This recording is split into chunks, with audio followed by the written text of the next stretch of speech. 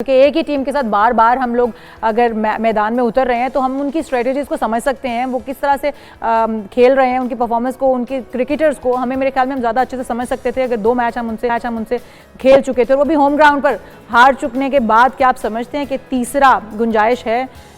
तीसरे की गुंजाइश होती नहीं है। देखिए, जब आप ले रहे होते हैं इस तरह का, आप शिकस्त खा रहे हैं, तो तीसरी शिकस्त के आप गुंजाइश नहीं है आपकी, और गुंजाइश इस तरह भी नहीं है तो तीसरा ना लें। तो चैंपियंस ट्रॉफी का पहला मैच अगर वो हारते हैं, भारत से आप हारते हैं, तो आप चैंपियंस ट्रॉफी से बाहर हो जाते हैं। खुदा ना खास्ता भारत से खुदा ना खास्ता, देखिए खुदा ना खास्ता, देखिए भारत से अगर हारे तो हमारे हाथ से सब कुछ जाएगा, इज्जत भी जाएगी। सारी हार एक तरफ, भारत से जीतना हमारे लिए फाइनल से ज्यादा जरूरी हो जाता है। देखिए, भारत में 2021 का जो वर्ल्ड कप यहाँ पे हुआ था T20, हमने वहाँ पर भारत को शिकस्त से 2-4 कर रखा है। इस मर्तबा भी हम तोको करें, लेकिन ओवरऑल अगर पेपर्स पर देखी जाए, ऑन फील्ड पे देखा जाए, तो भारतीय टीम बहुत ज्यादा मजबूत है। आगाज फातिहाना होना कितना जरूरी है? हमारा पहला मैच न्यूजीलैंड के खिलाफ, जिसे हम 2 बार हार चुके हैं। भारत का पहला मैच बांग्लादेश के खिलाफ, दोनों टीमें दुबई पहुंच चुकी हैं।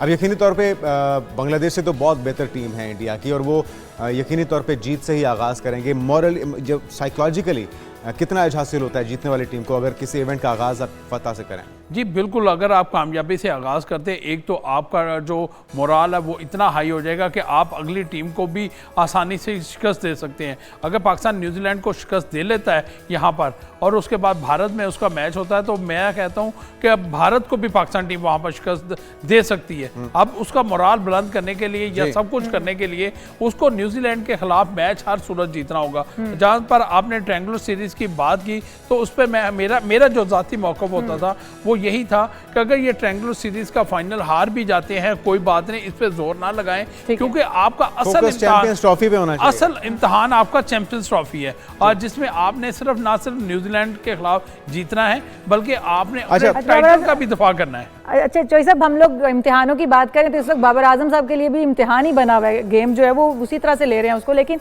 अगर हम देखें तो उनकी रैंकिंग बड़ी अच्छी चली जाती है। अगर हम देखें, बाबर आजम जो 6000 रन मुकम्मल करने वाले पाकिस्तानी पहले 11वें जो खिलाड़ी हैं पाकिस्तान के, उनमें उनका शुमार होने लग गया, जिसके ऊपर उनके ऊपर बड़ी वाहवाही भी उनकी हो रही है। और उसी तरह से आमिर जो है, मोहम्मद आमिर, उन्होंने भी ट्वीट किया कि वो बड़ी सपोर्ट उनको कर रहे थे और कह रहे थे कि जी वाह वाह, बाबर आजम ने एक बार फिर से रिकॉर्ड कायम कर दिया। नॉर्मली वो उनके खिलाफ बड़ी तनकीद भी करते हैं, और जो नाजरीन है सारे हमारे, वो यही कह रहे हैं, वो कह रहे हैं कि आप पहले तो तनकीद करते थे, अब अचानक क्या हो गया है कि दोस्ती क्यों और ये मोहब्बतें क्यों? तो उसकी क्या वजह? उसकी वजह ये है कि अभी हमारी हुकूमत की जानिब से वज़ीर आज़म ने जब कज़ाफ़ी स्टेडियम का इफ्तिताह किया, तो उन्होंने भी पूरी कौम से अपील की कि अब इस टीम को सपोर्ट करें।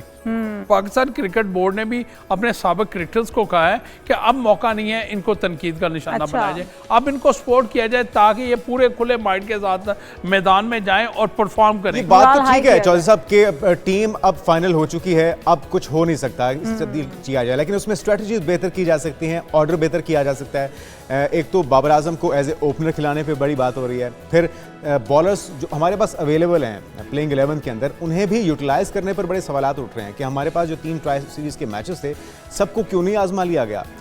किसको किस नंबर पर भेजना है, किससे कितने ओवर कराने हैं, स्पिनर्स के लिए इब्रार के अलावा कौन कौन सी ऑप्शंस हो सकती हैं?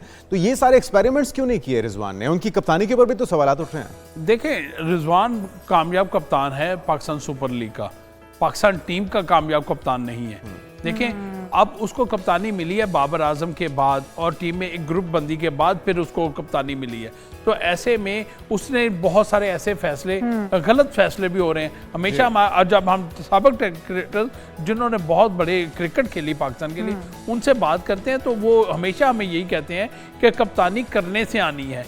बाबर आजम के मतलब भी जब वो कप्तान थे तो यही कहते थे कि अभी इसको मौका दें। तो इसी तरह रिजवान के लिए, रिजवान का इम्तहान है कि वो यहाँ पर उसको कप्तानी मिली है, चैंपियंस PSL की तरह के फैसले करें, मगर यहाँ पर मुझे जो रिजवान है वो बेइख्तियार कप्तान लगता है। बिल्कुल, या बेइख्तियार लगते हैं या ओवर कॉन्फिडेंट लगते हैं। जो उनके सीनियर्स हैं, जो मंजे हुए प्लेयर्स हैं, जो फोरकास्ट करके आपको मशवरा दे रहे हैं, उस पर भी कान धरने चाहिए, अपनी स्ट्रैटेजी को बेहतर करें, क्योंकि अल्टीमेटली आपकी भी यही कोशिश है और हमारी भी ख्वाहिश है कि पाकिस्तान जीत के, लड़ के कम अज़ कम इवेंट में शामिल हो।